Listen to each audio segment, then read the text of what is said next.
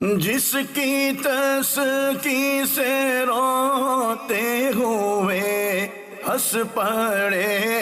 جس کی تسکی سے روتے ہوئے ہنس پڑے، اس تبسم کی عادت پہ لاکھوں سلام، اس تبسم کی عادت پہ لاکھوں سلام۔ الحمدللہ رب العالمین والصلاة والسلام علی سید الانبیاء والمرسلین، اما بعد فاعوذ باللہ من الشیطان الرجیم، بسم اللہ الرحمن الرحیم۔ الصلاة والسلام علیک یا رسول اللہ وعلی آلک واصحابک یا حبیب اللہ، الصلاة والسلام علیک یا نبی اللہ وعلی آلک واصحابک یا نور اللہ۔ نبی رحمت شفیع امت صلی اللہ تعالیٰ علیہ وآلہ وسلم کی مبارک مسکراہٹوں کے حوالے سے، آپ علیہ السلام کے تبسم فرمانے کے حوالے سے ہماری گفتگو جاری تھی، اور نبی کریم صلی اللہ تعالیٰ علیہ وآلہ وسلم کے ان حالات کے حوالے سے، ان واقعات کے حوالے سے ہم گفتگو کر رہے تھے کہ جن میں بالخصوص حضور اکرم صلی اللہ تعالیٰ علیہ وآلہ وسلم کے مسکرانے کا، آپ صلی اللہ تعالیٰ علیہ وآلہ وسلم کے ہنسنے کا تذکرہ صحابہ کرام علیہم رضوان نے کیا ہے، ورنہ اس پر بھی ہم حدیثیں سن چکے ہیں کہ حضور اکرم صلی اللہ تعالیٰ علیہ وآلہ وسلم کے چہرہ مبارکہ پر عمومی طور پر مسکراہٹ ہی رہا کرتی تھی۔ آپ صلی اللہ تعالیٰ علیہ وآلہ وسلم کو جو دیکھتا تو عمومی طور پر آپ علیہ السلام مسکرا رہے ہوتے، لیکن بالخصوص کچھ واقعات، کچھ باتیں نبی کریم صلی اللہ تعالیٰ علیہ وآلہ وسلم کی سیرت کے اندر وہ ہیں کہ جس میں آپ صلی اللہ تعالیٰ علیہ وسلم کے مسکرانے کا صحابہ کرام علیہم رضوان نے خصوصی طور پر تذکرہ کیا کہ کوئی ایسا معاملہ پیش آ گیا، کوئی ایسی بات پیش آ گئی کہ بے اختیار انسان اس پر مسکرا دیتا ہے، یا اس کو بہت زیادہ خوشی حاصل ہوتی ہے تو اس موقع پر وہ مسکراتا ہے۔ اس حوالے سے صحابہ کرام علیہم رضوان نے حضور علیہ السلام کے مسکرانے کا تذکرہ کیا ہے۔ وہی واقعات ہم بہت سارے سن چکے ہیں۔ انشاءاللہ تبارک و تعالیٰ آج کے اپنے پروگرام کے اندر بھی ہم نبی کریم صلی اللہ علیہ وسلم کے اس حوالے سے کچھ واقعات سننے کی سعادت حاصل کریں گے۔ حضرت سیدنا عدی بن حاتم رضی اللہ تعالیٰ عنہ، یہ صحابی ہیں، اور حاتم تائی جو مشہور سخی گزرا ہے، جس کے واقعات جو ہے کتابوں کے اندر مذکور ہیں، وہ ایمان لے کر نہیں آیا تھا، لیکن عدی بن حاتم اس کے بیٹے ہیں، اور یہ نبی کریم صلی اللہ تعالیٰ علیہ وآلہ وسلم پر ایمان لے کر آئے تھے، اور بڑے سادے سے یہ صحابی رضی اللہ تعالیٰ عنہ تھے۔ عمومی طور پر ان کا جو وقت گزرتا تھا وہ جنگل میں شکار کرنے کے حوالے سے گزرتا تھا۔ نبی کریم صلی اللہ علیہ وسلم سے شکار کے حوالے سے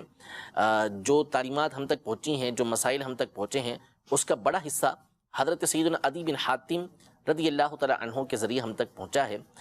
تو یہ جب ایمان لے کر آئے، اسلام لے کر آئے، اور پھر اس کے بعد جب قرآن مجید فرقان حمید میں اس بات کا حکم نازل ہوا کہ روزہ رکھنا یہ فرض قرار دیا گیا، اور ابتدا میں یہ ہوتا تھا کہ اگر کوئی صحابی رضی اللہ تعالیٰ عنہ مغرب کی نماز کے بعد اگر وہ سو گئے تو سونے کے بعد ان کو کھانے پینے کی اجازت نہیں ہوا کرتی تھی۔ پھر مشہور واقعہ ہے کہ ایک صحابی رضی اللہ تعالیٰ عنہ جو کسان تھے، وہ سارا دن کام کاج کر کے آئے، مغرب میں اپنے گھر پہنچے، روزے سے تھے، انہوں نے اپنی اہلیہ سے پوچھا کہ کچھ کھانے کے لیے ہے یا نہیں ہے، تو انہوں نے کہا کچھ کھانے کو ہے نہیں، میں تیار کر کے لاتی ہوں۔ تو وہ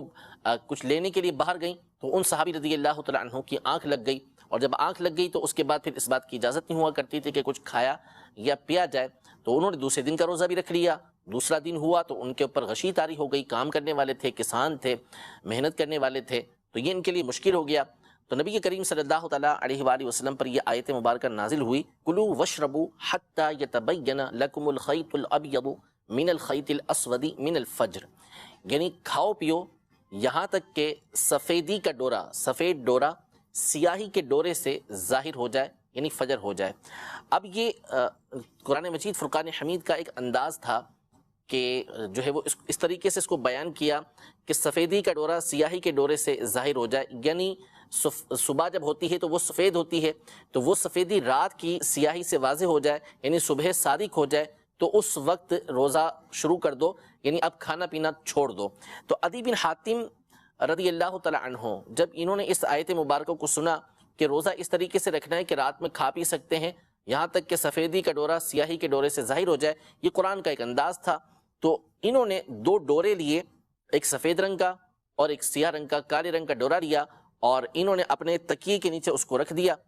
اب وہ دیکھتے رہے کہ صبح تک دیکھتے رہے کہ کسی طریقے سے سفیدی کا ڈورا یہ سیاہی کے ڈورے سے ظاہر ہو جائے، لیکن ایسا تو کچھ ہوا ہی نہیں۔ سفید ڈورا اپنی جگہ پہ رہا، سیاہ ڈورا اپنی جگہ پہ رہا، دونوں اپنے اپنے مقام پر ہیں اور کچھ بھی ظاہر نہیں ہوا۔ تو یہ نبی کریم صلی اللہ تعالیٰ علیہ وآلہ وسلم کی بارگاہ میں حاضر ہوئے اور نبی کریم صلی اللہ تعالیٰ علیہ وآلہ وسلم سے سارا معاملہ عرض کیا کہ میں نے تو اس طرح رات کو اپنے تکیے کے پاس سفید ڈورا اور سیاہ ڈورا جو ہے وہ رکھا ہوا تھا، اور میں ان کو دیکھتا رہا کہ سفیدی کا ڈورا سیاہی کے ڈورے سے ظاہر ہو جائے۔ جب حضور علیہ الصلوۃ والسلام کو یہ ذکر کیا تو آپ علیہ الصلوۃ والسلام مسکرا دیے، ہنس پڑے، اور آپ نے فرمایا کہ تیرا جو تکیہ ہے وہ بہت ہی بڑا ہے،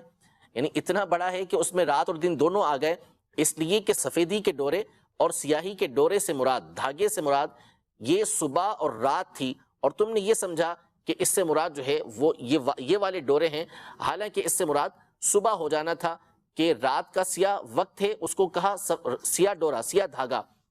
اور صبح کا وقت یہ وائٹ ہے، سفید ہے، تو اس کے لیے کہا کہ سفید ڈورا، سفید دھاگا۔ تو یہ رات کے سیاہ جو پردہ ہے اس میں سے سفیدی جب نکل کر آئے گی، صبح صادق ہوگی، تو اس وقت تک کھانے پینے کی اجازت ہے۔ تو عدی بن حاتم رضی اللہ تعالیٰ عنہ سے یہ معاملہ ہوا تو نبی کریم صلی اللہ تعالیٰ علیہ وآلہ وسلم اس پر مسکرا دیے اور فرمایا کہ ان وسادک اذن لعریض طویل انما هذا الليل والنهار، کہ پھر تو تمہارا جو تکیہ ہے وہ بہت ہی وسیع و عریض ہوگا، بڑا ہوگا، کیونکہ اس سے مراد جو ہے وہ رات اور دن ہے، اور گویا کہ تم نے اپنے تکیے کے نیچے رات اور دن کو رکھ لیا۔ تو یہ نبی کریم صلی اللہ تعالیٰ علیہ وآلہ وسلم کا بے اختیار ان کی بات کے اوپر مسکرا دینا تھا، ہنس دینا تھا۔ اسی طرح ایک اور واقعہ اس حوالے سے اور سماعت فرمائے کہ بعض اوقات صحابہ کرام علیہم رضوان سے ایسے معاملات پیش ہو جاتے، ایسے واقعات ہو جاتے کہ نبی کریم صلی اللہ تعالیٰ علیہ وآلہ وسلم بے اختیار ان کی باتوں پر مسکرا دیا کرتے تھے۔ روزے ہی کے حوالے سے ایک معاملہ اس طرح پیش آیا کہ روزہ نام ہے، صبح جب ہو جائے، صبح صادق جب ہو جائے تو اس وقت سے لے کر مغرب کے وقت تک، غروب آفتاب تک نہ کچھ کھا پی سکتے ہیں اور نہ ہی جو ازدواجی تعلقات ہوتے ہیں وہ قائم کر سکتے ہیں۔ اگر ان میں سے کوئی کام کیا تو روزہ ٹوٹ جائے گا اور بعض صورتوں کے اندر کفارہ بھی لازم آئے گا۔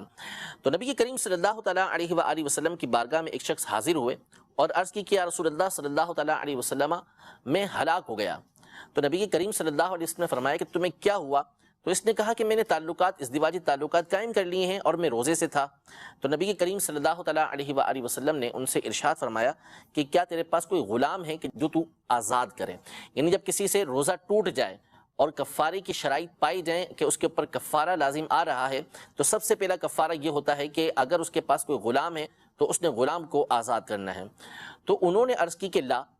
میرے پاس کوئی غلام نہیں ہے کہ میں جس کو آزاد کروں۔ تو نبی کریم صلی اللہ تعالیٰ علیہ وآلہ وسلم نے اس سے ارشاد فرمایا کہ کیا تو اس بات کی قوت رکھتا ہے، اس بات کی طاقت رکھتا ہے کہ تو مسلسل 2 مہینے کے روزے رکھے؟ یعنی اگر کسی کے پاس غلام نہ ہو تو اس صورت میں حکم یہ ہوتا ہے کہ وہ 2 مہینے کے مسلسل روزے رکھے گا۔ تو انہوں نے عرض کی کہ نہیں یا رسول اللہ، میرے اندر اتنی قوت نہیں ہے، طاقت نہیں ہے کہ میں 2 مہینے کے مسلسل روزے رکھ سکوں۔ یعنی اگر کسی کے اندر طاقت ہو، قوت ہو، تو پھر اس کے لیے حکم یہ ہوتا ہے کہ اس نے 2 مہینے کے مسلسل روزے رکھنے ہیں، اور ایک روزہ اس نے قضا کا بھی ساتھ میں رکھنا ہے۔ کفارے کے 60 روزے رکھنے ہیں اور ایک روزہ اس نے قضا کا بھی ادا کرنا ہے۔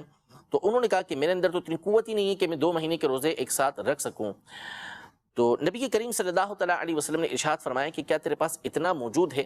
کہ تو 60 مسکینوں کو کھانا کھلا سکے؟ یعنی اگر کسی کے پاس غلام نہ ہو، کسی کے پاس غلام نہ ہونے کی صورت میں اس کے پاس اتنی طاقت بھی نہیں ہے کہ وہ 60 روزے مسلسل رکھ سکے، تو اب شریعت کی طرف سے اس کے لیے آخری کفارہ یہ بنتا ہے کہ اس نے 60 مسکینوں کو کھانا کھلانا ہے۔ یعنی اس کا آسان حل یہ کہ 60 مسکینوں کو ایک صدقہ فطر اس نے دینا ہے۔ تو انہوں نے عرض کی کہ لا، میرے پاس تو اتنا مال بھی نہیں ہے کہ میں 60 مسکینوں کو کھانا کھلا سکوں، ان کو دے سکوں۔ تو نبی کریم صلی اللہ تعالیٰ علیہ وآلہ وسلم خاموش ہو گئے،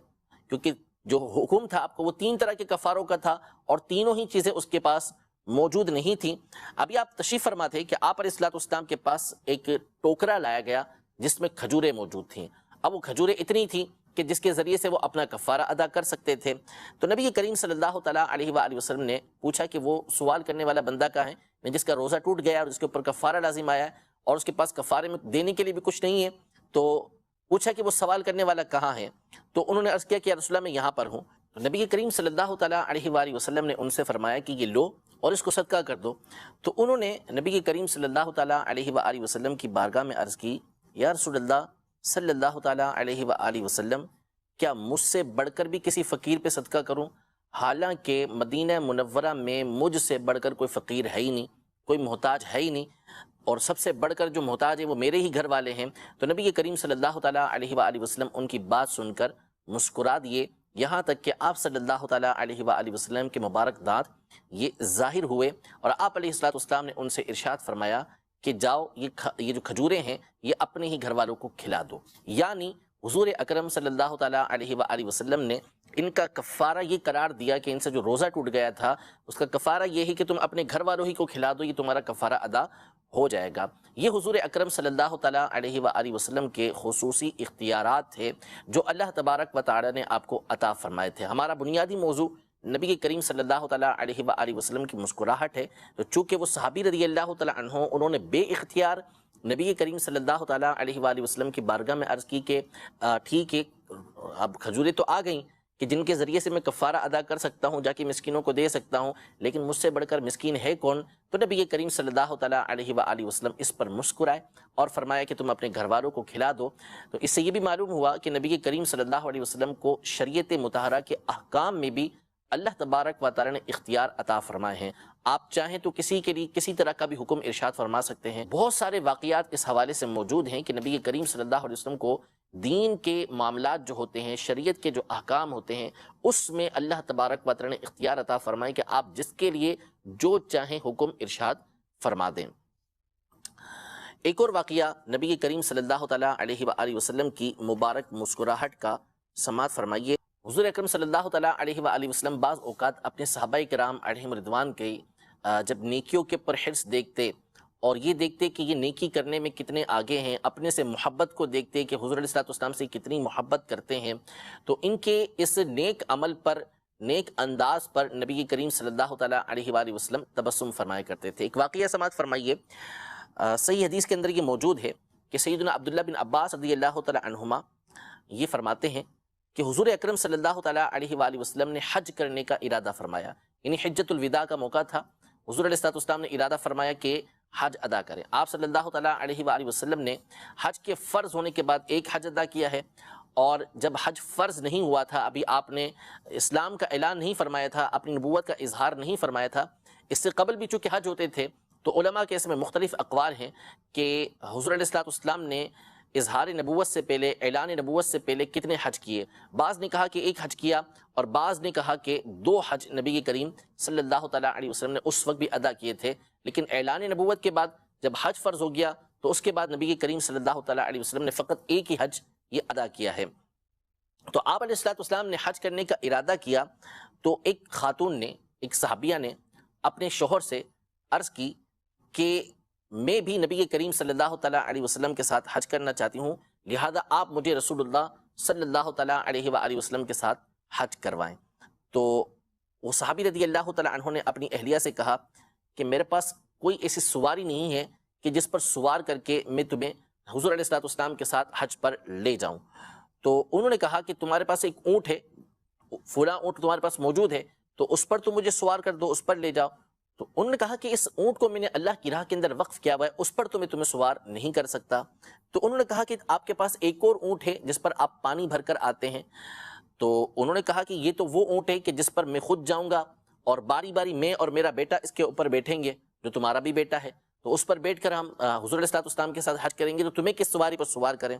تو انہوں نے کہا کہ پھر ایسا کرو، تمہارے پاس جو پھل موجود ہے نا اس کو بیچ دو، یعنی اس کو بیچ کر تم سواری لے لو تاکہ میں اس پر سوار ہو کر حضور علیہ السلام کے ساتھ حج پر جا سکوں۔ تو فرمایا کہ یہ جو پھل ہیں یہ تو ہمارا روزگار ہے، اسی پر تو ہماری خوراک ہے، سارا سال پھر کیا کریں گے؟ جب انہوں نے یہ کہا کہ ان کے پاس کچھ بھی موجود نہیں رہا، تو نبی کریم صلی اللہ تعالیٰ علیہ وآلہ وسلم وہاں پر تشریف لائے کسی قریبی مقام پر، تو انہوں نے اپنے شوہر کو بھیجا اور جا کر ان سے کہا کہ جاؤ اور نبی کریم صلی اللہ تعالیٰ علیہ وسلم کی بارگاہ میں میرا سلام عرض کرو، اور ان سے پوچھو، یعنی نبی کریم صلی اللہ علیہ وسلم سے، کہ کوئی ایسا عمل ہے کہ جس کی وجہ سے آپ کے ساتھ حج کرنے کا ثواب مل جائے، کوئی آپ کے ساتھ حج کرنے کے برابر عمل ہے؟ تو وہ صحابی رضی اللہ تعالیٰ عنہ نبی کریم صلی اللہ تعالیٰ علیہ وآلہ وسلم کی بارگاہ میں حاضر ہوئے اور عرض کی کہ میری اہلیہ نے آپ کو سلام کہا ہے، اور پھر سارا واقعہ بیان کیا کہ انہوں نے مجھ سے سوال کیا تھا حج کرنے کا کہ میں آپ کے ساتھ ان کو بھی حج کرواؤں، تو میں نے ان سے کہا کہ میرے پاس کوئی ایسی چیز نہیں ہے کہ جس پر سوار کر کے، کوئی ایسی سواری نہیں ہے کہ سوار کر کے میں تمہیں حضور علیہ الصلوۃ والسلام کے ساتھ حج پر لے جاؤں۔ تو انہوں نے مجھ سے کہا کہ فلاں جو اونٹ ہے اس پر سوار کر دو، مجھے اس پر سوار کر کے لے جاؤ۔ تو میں نے ان سے کہا کہ وہ تو اللہ کی راہ کے اندر وقف ہے، اس پر تو میں تمہیں سوار نہیں کر سکتا۔ تو نبی کریم صلی اللہ تعالیٰ علیہ وآلہ وسلم نے ان سے بیان کیا کہ اگر تو اس اونٹ پر بھی اس کو سوار کر کے حج پر لے جاتا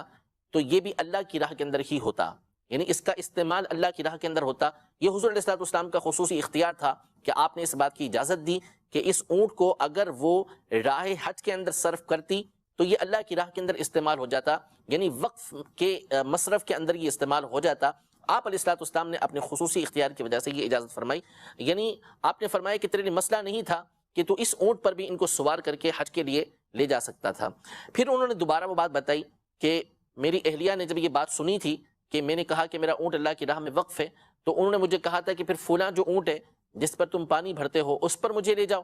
تو میں نے ان سے کہا تھا کہ یہ تو میرے بیٹے اور میری سواری ہے، اس پر سوار ہو کر ہم حج پر جائیں گے حضور علیہ الصلوۃ والسلام کے ساتھ۔ تو انہوں نے اہلیہ نے مجھے کہا کہ آپ اپنے پھلوں کو بیچ دو، تو میں نے کہا کہ یہ تو ہمارا روزگار ہے، اسی کے اوپر تو ہمارا گزارا ہے، تو پھر ہم گزارا کیسے کریں گے؟ تو نبی کریم صلی اللہ تعالیٰ علیہ وآلہ وسلم ان کی گفتگو سن کر مسکرا دیے کہ کس قدر وہ خاتون جو ہے آپ علیہ الصلوۃ والسلام کے ساتھ حج کرنے کی خواہش رکھتی ہیں۔ ابن عباس رضی اللہ تعالیٰ عنہما کے الفاظ ہیں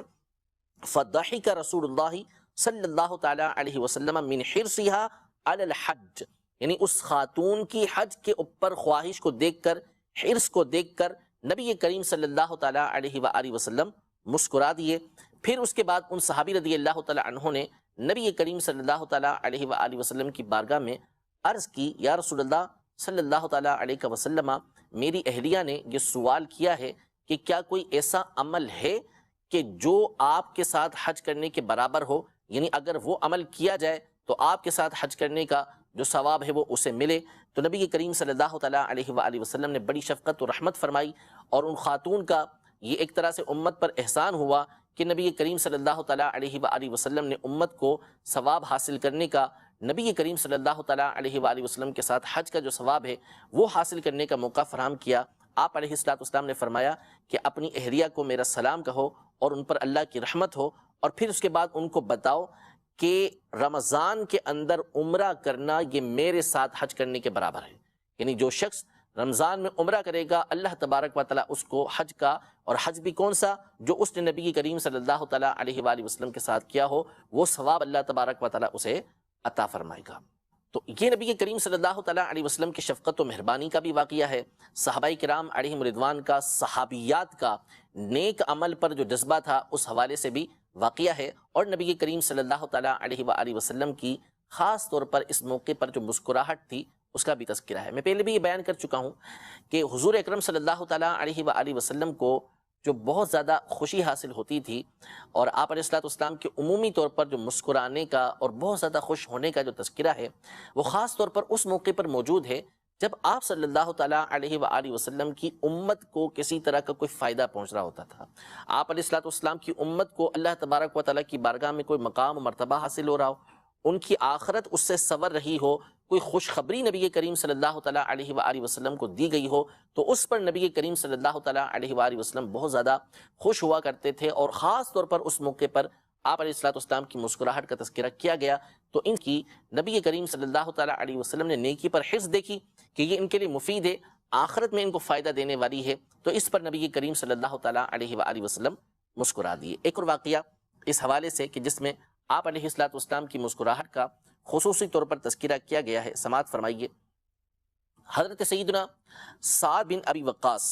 رضی اللہ تعالیٰ عنہ روایت کرتے ہیں کہ حضرت عمر بن خطاب رضی اللہ تعالیٰ عنہ نے نبی کریم صلی اللہ تعالیٰ علیہ وآلہ وسلم کی بارگاہ میں حاضری کی اجازت چاہی، اور اس وقت نبی کریم صلی اللہ تعالیٰ علیہ وسلم کی بارگاہ میں قبیلہ قریش کی کچھ عورتیں موجود تھیں، اور آپ علیہ الصلوۃ والسلام سے سوالات بھی کر رہی تھیں اور کثرت کے ساتھ سوال کر رہی تھیں، اور ان کی آوازیں بھی بلند تھیں، اور وہ آوازیں اتنی بلند تھی کہ جو نبی کریم صلی اللہ تعالیٰ علیہ وآلہ وسلم پر بلند ہو رہی تھی۔ یہ حضور علیہ الصلوۃ والسلام کی شفقت و مہربانی تھی کہ آپ علیہ الصلوۃ والسلام ان کی گفتگو سن رہے تھے، ان کی باتوں کو سن رہے تھے۔ جب حضرت عمر رضی اللہ تعالیٰ عنہ نے اندر داخل ہونے کی اجازت چاہی تو یہ ساری کی ساری خواتین جو تھیں وہ پردے کے اندر چلی گئیں، اور نبی کریم صلی اللہ تعالیٰ علیہ وآلہ وسلم نے حضرت عمر رضی اللہ تعالیٰ عنہ کو اندر داخل ہونے کی اجازت دی۔ جب حضرت عمر رضی اللہ تعالیٰ عنہ اندر داخل ہوئے تو نبی کریم صلی اللہ تعالیٰ علیہ وآلہ وسلم ہنس رہے تھے۔ آپ کی مبارک ہونٹوں پر ایک تبسم تھا، بہت زیادہ مسکراہٹ تھی۔ تو حضرت عمر رضی اللہ تعالیٰ عنہ نے بارگاہ رسالت میں عرض کی کہ اضحک اللہ سنک یا رسول اللہ بی انت و امی، یا رسول اللہ میرے ماں باپ آپ پر قربان، اللہ تبارک و تعالیٰ آپ کو ہمیشہ ہنستا رکھے۔ تو نبی کریم صلی اللہ تعالیٰ علیہ وسلم نے ان کے پوچھے بغیر وجہ بیان کی کہ آپ علیہ الصلوۃ والسلام اتنا کیوں مسکرا رہے تھے، کیوں آپ علیہ الصلوۃ والسلام کے چہرہ مبارکہ پر اتنا تبسم تھا۔ آپ نے فرمایا کہ مجھے ان عورتوں سے بڑا تعجب ہوا کہ یہ میرے پاس موجود تھیں، یعنی گفتگو کر رہی تھیں، آوازیں ان کی بلند تھیں اور بہت زیادہ گفتگو کر رہی تھیں، میرے پاس موجود تھیں، لیکن جیسے ہی انہوں نے تمہاری آواز سنی تو فوراً پردے کی طرف بھاگ گئیں۔ حضرت عمر رضی اللہ تعالیٰ عنہ نے عرض کی انت احق ان یہبن یا رسول اللہ صلی اللہ تعالیٰ علیہ وسلم، یا رسول اللہ یہ جو عورتیں ہیں ان کے لائق یہ تھا کہ یہ آپ صلی اللہ تعالیٰ علیہ وآلہ وسلم کا زیادہ ادب کرتی اور آپ کی بارگاہ میں ہیبت زیادہ اختیار کرتی، ان کو میرے آنے سے پہلے ہی اپنی آوازوں کو پست رکھنا چاہیے تھا، مجھ سے ڈرنے کی کیا ضرورت ہے، آپ صلی اللہ تعالیٰ علیہ وسلم کی ناراضی سے ان کو ڈرنا چاہیے۔ پھر اس کے بعد حضرت عمر رضی اللہ تعالیٰ عنہ ان عورتوں کی طرف متوجہ ہوئے اور ان سے کہا کہ اے اپنی جان کی دشمنوں، تم مجھ سے ڈرتی ہو، مجھ سے ہیبت رکھتی ہو، نبی کریم صلی اللہ تعالیٰ علیہ وسلم کی ناراضی سے نہیں ڈرتی۔ تو ان خواتین نے کہا کہ رسول اللہ صلی اللہ تعالیٰ علیہ وآلہ وسلم تو نرم ہیں اور تم ان کے مقابلے میں بڑے سخت ہو۔ حضرت عمر رضی اللہ تعالیٰ عنہ کی سختی اور جلال مشہور تھا۔ تو نبی کریم صلی اللہ تعالیٰ علیہ وآلہ وسلم نے ان عورتوں کی بات سنی کہ انہوں نے حضرت عمر رضی اللہ تعالیٰ عنہ سے یہ کہا تھا کہ حضور علیہ الصلوۃ والسلام کے سامنے تو ہم گفتگو کر رہے تھے اس لیے کہ حضور علیہ الصلوۃ والسلام کے اندر نرمی پائی جاتی ہے اور آپ ان کے مقابلے میں بڑے سخت ہیں۔ تو حضور علیہ الصلوۃ والسلام نے حضرت عمر رضی اللہ تعالیٰ عنہ سے فرمایا کہ اے عمر ان کو چھوڑ دو، اس ذات کی قسم کہ جس کے قبضہ قدرت کے اندر میری جان ہے، تم جب کسی راستے پر چلتے ہو اور اس راستے پر شیطان چلتا ہو، شیطان آتا ہو، تو تمہیں دیکھ کر شیطان بھی اپنے راستے کو بدل لیتا ہے۔ یعنی آپ رضی اللہ تعالیٰ عنہ کا جو رعب و دبدبہ ہے، آپ کا جو جلال ہے، اس سے شیطان بھی گھبراتا ہے کہ جس راستے پر آپ چل کے جا رہے ہیں وہاں سے شیطان اگر سامنے آ جائے تو وہ اپنے راستے کو تبدیل کر لیتا ہے۔ تو نبی کریم صلی اللہ تعالیٰ علیہ وآلہ وسلم حضرت عمر رضی اللہ تعالیٰ عنہ کے جلال کو دیکھ کر، حضرت عمر رضی اللہ تعالیٰ عنہ کی ہیبت کو دیکھ کر جو ان کی خواتین کے اوپر تھی، یہاں آپ علیہ الصلوۃ والسلام کثرت کے ساتھ مسکرائے۔ اس سے یہ معلوم ہوا کہ نبی کریم صلی اللہ تعالیٰ علیہ وآلہ وسلم شفقت و مہربانی بہت زیادہ فرمایا کرتے تھے۔ خواتین بھی آپ کی بارگاہ میں حاضر ہوتیں اور اپنے مسائل پیش کرتیں، آپ علیہ الصلوۃ والسلام شفقت و مہربانی کے ساتھ ان کی باتیں سنا کرتے تھے۔ قاضی اعظم مالکی رحمۃ اللہ تعالیٰ علیہ نے شفا شریف کے اندر یہ واقعہ نقل کیا، یہ بات نقل کی کہ آپ صلی اللہ تعالیٰ علیہ وسلم کی شفقت و مہربانی میں سے یہ تھا کہ مدینہ منورہ کی باندیاں، کنیزیں اور بچے صبح ہی صبح فجر کے بعد آپ صلی اللہ تعالیٰ علیہ وآلہ وسلم کی بارگاہ میں پانی کے برتن لے کر حاضر ہوتی اور حضور اکرم صلی اللہ تعالیٰ علیہ وآلہ وسلم اپنے مبارک ہاتھ اس برتن کے اندر ڈالا کرتے تھے۔ یہ سارے لایا اس لیے کرتے تھے کہ نبی کریم صلی اللہ علیہ وسلم کے مبارک ہاتھوں کی برکت حاصل کریں۔ آپ علیہ الصلوۃ والسلام اس میں ہاتھ ڈالا کرتے تھے۔ قاضی اعظم مالکی رحمۃ اللہ تعالیٰ فرماتے ہیں کہ بعض اوقات صبح کا جو وقت ہوتا تھا وہ انتہائی ٹھنڈا ہوتا تھا اور پانی بھی ٹھنڈا ہوتا تھا، لیکن نبی کریم صلی اللہ علیہ وسلم ان تمام پر مہربانی فرماتے ہوئے کہ یہ پانی لے کر آئے ہیں تاکہ میرے ہاتھوں کی برکت حاصل کریں، آپ علیہ الصلوۃ والسلام اس میں اپنا مبارک ہاتھ داخل کر دیا کرتے تھے۔ اللہ تبارک و تعالیٰ نبی کریم صلی اللہ تعالیٰ علیہ وسلم کی مسکراہٹ کے صدقے میں، حضور اکرم صلی اللہ تعالیٰ علیہ وسلم کی شفقت و مہربانی کے صدقے میں ہم سے ہر طرح کی مصیبت اور پریشانی کو، بالخصوص کرونا کی مصیبت و آفت کو اللہ تبارک و تعالیٰ دور فرمائے، دین دنیا آخرت سب میں اللہ تبارک و تعالیٰ ہمیں عافیت عطا فرمائے، اور آپ علیہ الصلوۃ والسلام کے گن ہمیشہ گانے کی اللہ تبارک و تعالیٰ ہمیں توفیق عطا فرمائے۔ آمین بجاہ النبی الامین صلی اللہ تعالیٰ علیہ وآلہ وسلم۔ جس کی تسکی سے روتے ہوئے ہنس پڑے جس کی تسکی سے روتے ہوئے، ہنس پڑے اس تبسم کی عادت پہ لاکھوں سلام، اس تبسم کی عادت پہ لاکھوں سلام۔